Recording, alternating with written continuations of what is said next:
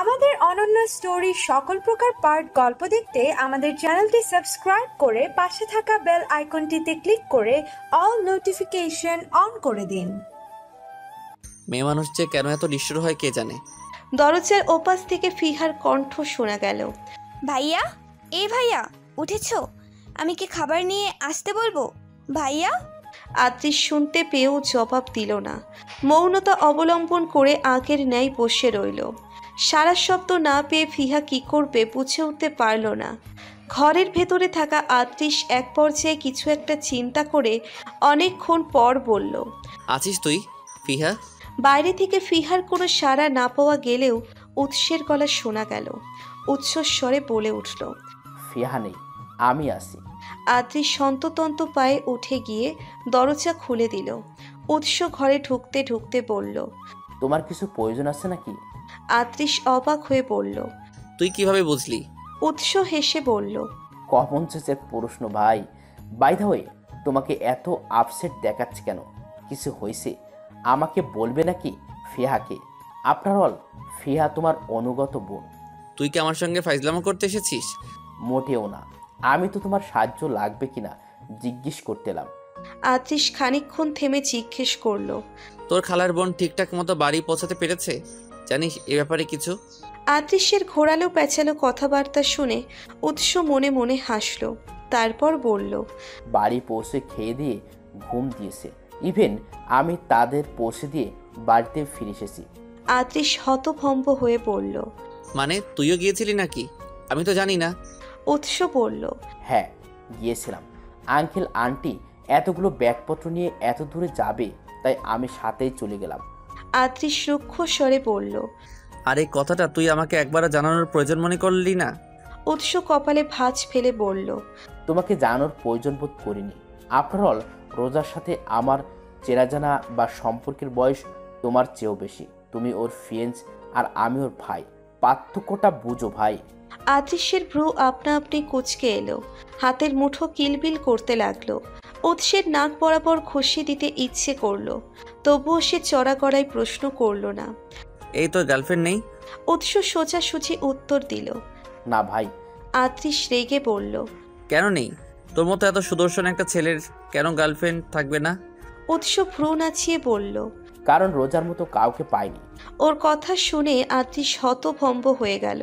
রাগে ফুঁসতে থাকা অবস্থায় মাথা ঝিমঝিম করতে করতে এক পর্যায়ে ব্যথাও শুরু হলো। ওর মনে হচ্ছে গায়ে কেউ মরিচের গুঁড়ো পেস্ট করে লাগিয়ে দিয়েছে। পুরো চোখ মুখ লাল হয়ে গেল।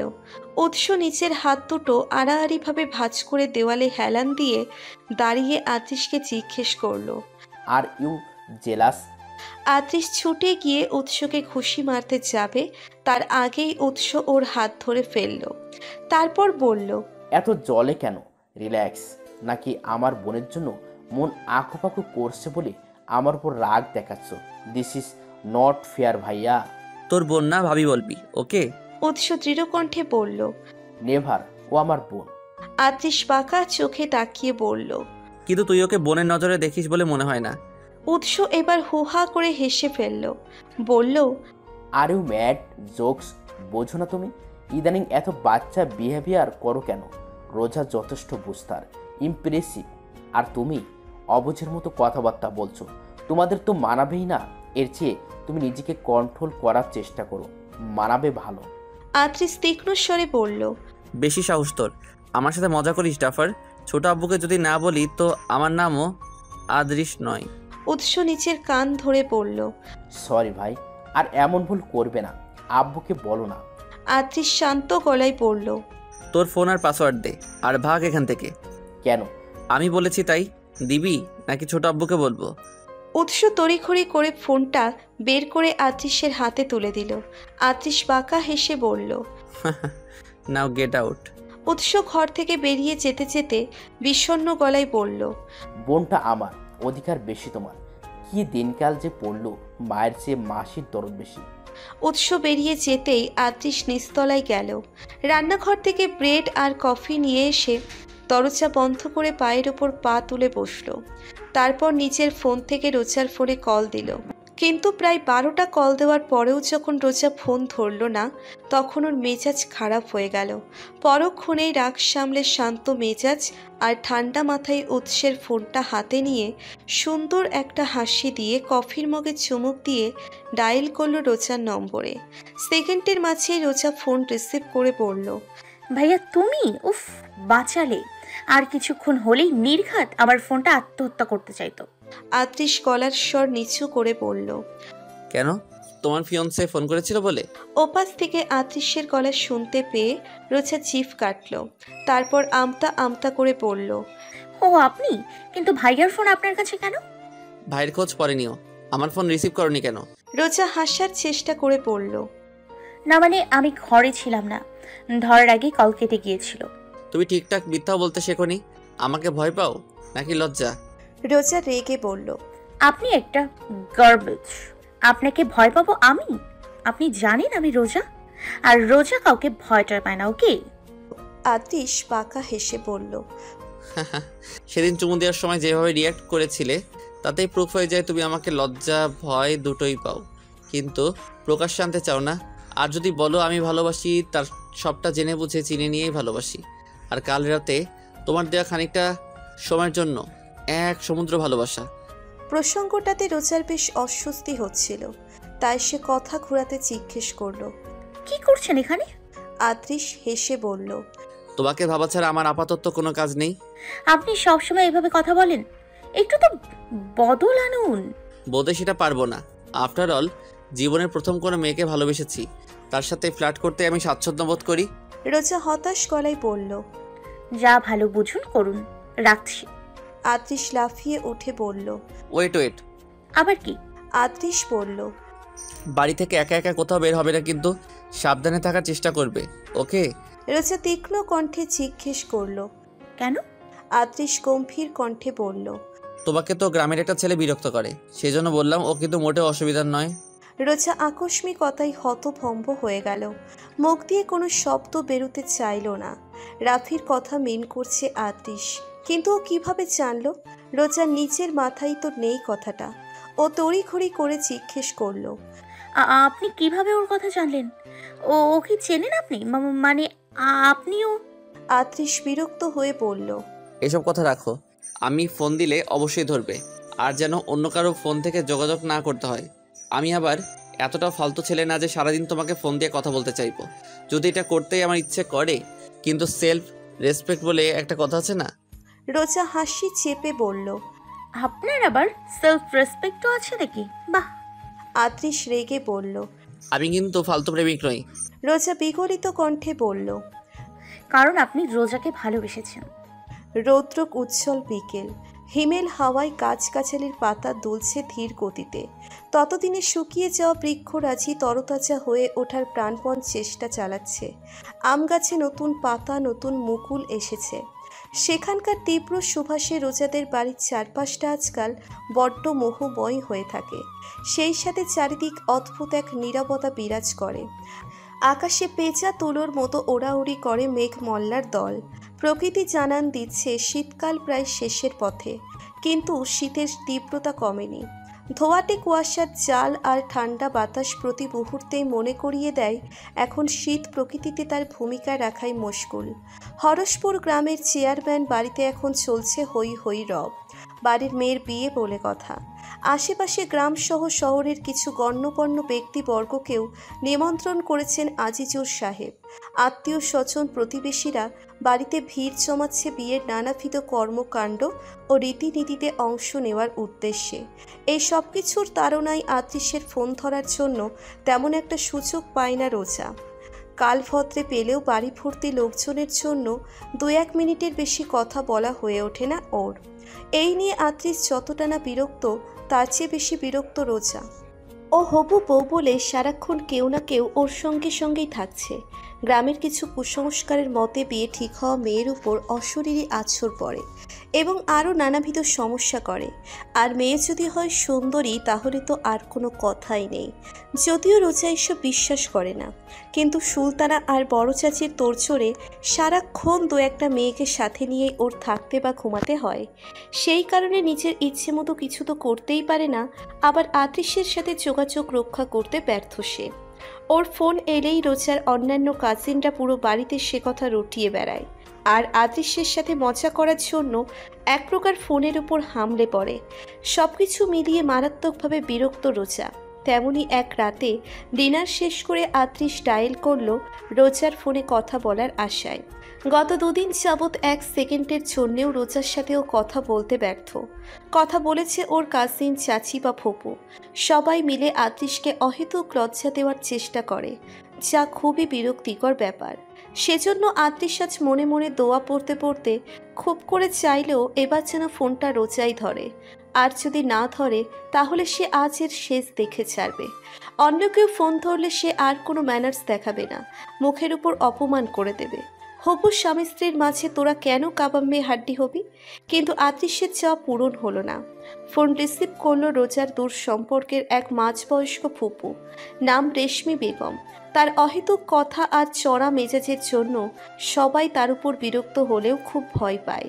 গত দুদিন যাবৎ রোজার ফোনটা তার কাছেই আছে। আদৃশ্যের সাথে কিছুতেই রোজাকে কথা বলতে দেন না তিনি। তার মতে বিয়ের আগে এত কথা বললে বিয়ের পরে ভালোবাসা বলে আর কিছু নাকি থাকে না। এবার ফোনটা ধরেই তিনি বিকট একটা হাসি দিলেন। ফলে আদৃশ্য মুহূর্তের মধ্যে বুঝে গেল এই ব্যক্তিটি কে। আর মহিলাটার হাসিটা খুবই বিশ্রী লাগলো আদৃশ্যের কাছে। ও রাগ নিয়ে কিছু বলতে যাবে তার আগেই মহিলাটি বলল, জামাই বাবা যিনি বইয়ের লগে প্রেম করবা বিয়ার পরে, এখন আঙ্গ মতো বুড়ো মানুষটির লগে দুইটা সুখ দুঃখের গল্প করবা, বুঝছো? বিয়ার আগে এত কথা কইলে বিয়ার পরে বউরে আর ভাল লাগতো না। তোমার ফুফা আসিল ঠিক তোমার মতো, আমার গায়ে হলুদের রাইতে সে চিঠি পাঠাই। সে কি প্রেমময় চিঠি! যেই বিয়াটা আইলো তার সব প্রেম ভালোবাসা কর্পূরের মতো আকাশে উড়ে গেল। তাই কইতাছি তুমি আর আঙ্গ মাইয়াডারে ফোন দিও না, এক্কেরে বিয়ার পরে কথা কইও। আদৃশ কপালে হাত চেপে ইজি চেয়ারে বসে রইল শক্ত হয়ে। ভেবেছিল কটা কড়া কথা শুনিয়ে দিবে, কিন্তু পারল না। বিরক্তি মাখা কণ্ঠ নিয়ে সে হাসার চেষ্টা করে জিজ্ঞেস করল, আসসালামু আলাইকুম। আপনি কি রেশমি ফুপু? কাল রাতে আজ সকালে তো আপনি কথা বলছিলেন, তাই না? ভালো আছেন? রেশমি ফুপু খুশি মাখা গলায় বললেন, হ বাবাজি, আমি তোমাগো রেশমি ফুপু। তোমার মনটা আসলেই অনেক পরিষ্কার, কি নম্র ভদ্র ব্যবহার, আবার সালামও দিলা। আজকাল পোলাপান তো গুরুজনরা সম্মান দেওয়া ভুইলাই গেছে। আমি ভালো আছি বাপ, তা তুমি কেমন আছো? কাজকাম কেমন চলতেছে? আদৃশ হতাশ স্বরে বলল, ভালো আলহামদুলিল্লাহ। রেশমি ফুপু দাঁত বের করে হেসে জিজ্ঞেস করলেন, ভালো হইলেই ভালো। তা তুমি যে কি করো বাবাজি? আজিজুর রহমান কইছিল তুমি ইঞ্জিনিয়ার না কি বাবাজি? আদৃশ উত্তরে বলল, ওটা সিভিল ইঞ্জিনিয়ার হবে। ও আচ্ছা, আঙ্গ পাশের বাড়ির হামজা ভাইয়ের ছোটু মাইয়া মনির বিয়া ওইসে এক ইঞ্জিনিয়ারের লগে। সেই দিন দেখলাম মনির জামাই আঙ্গ বাজারে ভাড়া গাড়ি মেরামত করতেছে। পরে গিয়া জিগাইলাম, হেই কইল হেই নাকি মেকানিক ইঞ্জিনিয়ার। তাই তুমি কি ঠিক করো বাবাজি? কারেন্টের লাইন? এই প্রশ্ন শুনে আদৃশ্যের মেজাজ অত্যাধিক খারাপ হয়ে গেল। কারেন্টের লাইন ঠিক করে মানে কি? মহিলা এসব কি বলছে? ভীষণ বিরক্ত হয়ে আদৃশ বলল, না না, ওসব করি না। বাই দ্য ওয়ে, আপনার ভাতিজির সঙ্গে জরুরি একটু কথা ছিল, ফোনটা কি দেওয়া যাবে? রেশমি হেসে বললেন, হেই তো ঘুমাই গেছে, আর তুমি হের লগে কথা কইবার বাহানা খুঁজতাছো তাই না? তই শুই না রাখো বাবাজি, বিয়ের আগ পর্যন্ত তোমাগো আর কথা নাই। ততদিন পর্যন্ত আমার সাথেই তোমারে কথা কন লাগবো। রেশমি বেগম এমনি এমনি হয় নাই, আমারে বেকুব বানানো এত সহজ না, বুঝলা? আদৃশ আর কিছু না বলে খট করে ফোনটা কেটে দিল।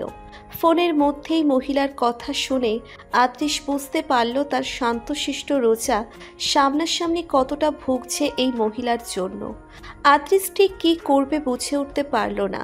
বিয়ের আগ পর্যন্ত নাকি কথা বলা যাবে না, মগের মুল্লুক নাকি সব কিছু। এক্ষুনি রোজার সাথে ওর কথা বলা চাই, তার যে কোনো মূল্যে। আত্রিশ ফোন ঘেটে ওর নাম্বার বের করলো। রোজার চাচা বাবা বাজারে, রোজার মা চাচিও ওকে রোজার সাথে কথা বলতে দেবে না ওই রেশমি ফুপুর জন্য। কোনো সুযোগ না পেয়ে আত্রিশের দিশেহারা অবস্থা। ঘড়িতে রাত 8টা। এক মুহূর্ত কিছু একটা চিন্তা করে ডেনিম শার্ট আর পায়ে স্নিকার চাপিয়ে ওয়ালেটটা পকেটে ঢুকিয়ে গাড়ি নিয়ে বেরিয়ে পড়ল আত্রিশ। রাগে তার চেহারা রক্তিম বর্ণ ধারণ করেছে। রেশমি ফুপুকে উচিত শিক্ষা দিতে মন চাইছে। এই মহিলার জন্যই ওকে এত রাত করে বাড়ি থেকে বেরোতে হচ্ছে। বাড়ির কিছু কাজে মাকে সাহায্য করতে করতে রাত প্রায় 12টা বেজে গেল রোজার। এতগুলো কাজ সেরে ক্লান্ত হয়ে সে নিচের ঘরে গেল। রেশমি বেগমের 2 মেয়ে, রাহা রাহি, দুজন মায়ের বাধ্যগত সন্তান এবং মা যা বলে তাই করে। মায়ের কথা মতো তারা দুজন রাতে রোজার সাথেই ঘুমায়। ঘরে ঢুকতেই ঘুমন্ত দুজনকে দেখে রোজা হতাশ হলো। বিছানায় বিন্দুমাত্র খালি জায়গা নেই যেখানে ও শোবে। 2 বোন হাত পা এদিক সেদিক ছড়িয়ে ঘুমিয়ে আছে। রাগে দুঃখে রোজার কান্না এসে গেল। চোখ দিয়ে ঘুমও উধাও। নিজের ফোনটা থাকলে অন্তত সময় কাটানো যেত ভেবে আফসোস হচ্ছিল ওর। ঠিক তখনই জানালার পাশে কিছু একটা পড়ার শব্দ হলো। আওয়াজ শুনেই রোজা ভয় পেয়ে গেল। রাফি ছাড়া এদিকে আর কেউ কখনো আসেনি। এত রাতে সে এখানে কি করছে? ইতিমধ্যেই জানালায় কয়েকবার টোকাও পড়েছে। রোজা দম আটকে বসে রইল। কাকে ডাকবে এখন? নিজেকে হিতাহিত জ্ঞান শূন্য মনে হচ্ছে। রাহা রাহিকে ডাকলেও ওরা ওর কথাই পাত্তা দিল না। দুজনেই কম্বল মুড়িয়ে পুনরায় ঘুমে মগ্ন হলো। এক পর্যায়ে ও ঠিক করলো বাবাকে ডাকবে। যখন ঘরের দরজা খুলে বের হতেই যাবে তখনই ফিসফিসানি শুনতে পেল। রোজা ভয়ে ভয়ে জানালার কাছে গিয়ে কান পেতে শোনার চেষ্টা করলো। তখনই গম্ভীর গলায় কেউ বলে উঠল, হ্যালো, কেউ আছো? Help me please. গলাটা খুব পরিচিত লাগলো রোজার কাছে। মাথায় একটু চাপ দিতেই ও বুঝতে পারল এটা অন্য কেউ নয়, স্বয়ং আত্রিশের গলা। কিন্তু এত রাতে এই লোক এখানে কি করছে? হতভম্ব রোজা জানালার কপাট খুলতেই শীতে জবথুপু মেরে দাঁড়িয়ে থাকা আত্রিশকে চোখে পড়ল ওর। আকস্মিকতায় চোখ মুখ চমকিত হয়ে উঠল। অবাক হয়ে প্রশ্ন করল, আপনি এখানে? সত্যি? এত রাতে? রোজাকে দেখে আত্রিশ আটকে রাখা দীর্ঘশ্বাস ছেড়ে চোখ দুটো বন্ধ করে আবার খুলল। তারপর বলল, হ্যাঁ, আমি এখানে।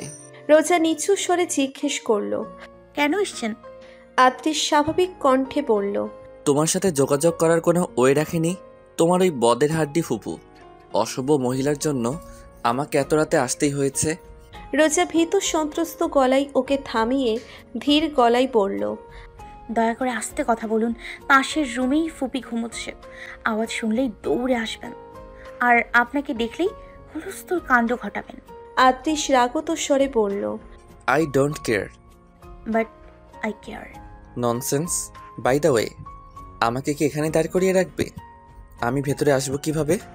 রোজা অবাক হয়ে বলল, ভেতরে আসবেন মানে? বাড়ির সদর দরজায় তালা দেয়া, চাবি আব্বুর কাছে।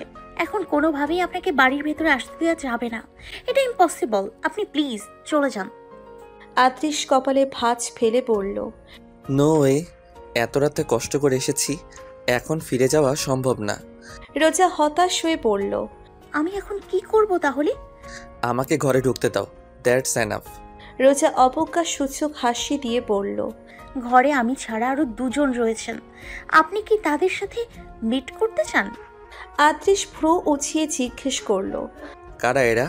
দ্য গ্রেট রেশমি ফুপুর 2 মাত্র মেয়ে। ওরা কিন্তু আপনাকে অনেক পছন্দ করে। আত্রিশ অবাক হয়ে বলল, ওরা আমাকে চেনে? রোজা হেসে বলল, অবশ্যই, আপনাকে সোশ্যাল সাইডে ওরা ফলো করে। তাছাড়া আপনার বিশাল একটা ছবি বাঁধিয়ে নিজের কাছে রেখে দিয়েছেন রেশমি ফুপু।